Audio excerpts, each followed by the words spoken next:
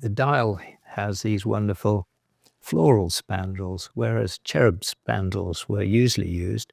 I think these are charming with the little bunch of flowers in the corner. And next to it is then the silver chapter ring with the half-hour markers, the minute ring on the outside and quarter-hour divisions on the inside. And it's a silver face onto the brass.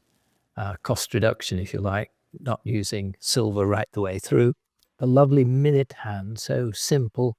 And again, the simple hour hand just blending with the matting on the dial. Beautiful matting, isn't it? Imagine how long it took to make that.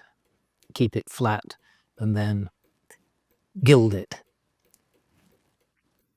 The top of the dial above the 12 has this lovely engraved and gilded plaque, but the plaque has been named EW many years later in 1687, and it was probably left for the original owner, who never actually got round to getting his name on it. And a generation later,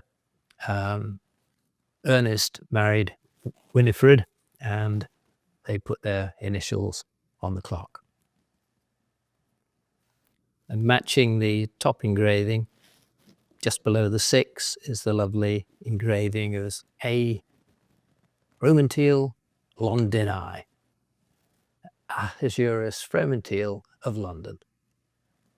These little black cases don't really make a great statement, and so a lot of the other earlier clocks are in architectural cases which make them stand out, whereas the little movement was what was important here. It was so early that, again, you could open it to show, you could lift the side so you could see in, and so you could show off how it worked to your friends.